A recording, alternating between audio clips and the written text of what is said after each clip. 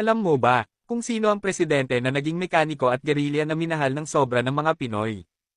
Nagtrabaho siya bilang tsuper habang nag-aaral. Siya din ay nagtrabaho bilang mekaniko ng bus company sa Maynila. Pagkatapos ng pagbagsak ng Bataan noong 1942, inorganisa niya ang puwersang gerilya ng Kanluraning Luzon na lumaban sa mga Hapones. Siya ay hinirang na maging kalihim ng pambansang pagtatanggol para labanan ang mga gerilyang komunista. Nanalo si Ramon Magsaysay sa 1953 halalan ng pagkapangulo, laban sa nakaupong pangulong si Elpidio Quirino. Siya ay nanumpa na suot ang barong Tagalog at may hawak na Biblia at kauna-unahang pangulo ng Pilipinas na gumawa nito.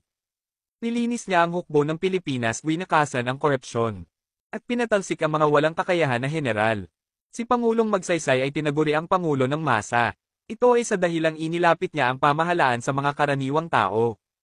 Sa kabila ng malawakang pagbatiko sa kanya, binuksan niya ang Malacanang sa mga ordinaryong tao.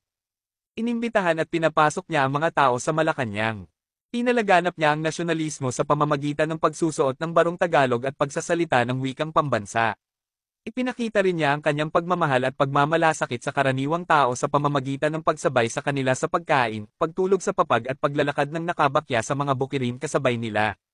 Ininulat niya ang mga mamamayan sa kanilang kakayahan na tulungan ang kanilang isipan at sa kabutihang maidudulot ng pagkakaisa at pagtutulungan. Thank you for watching.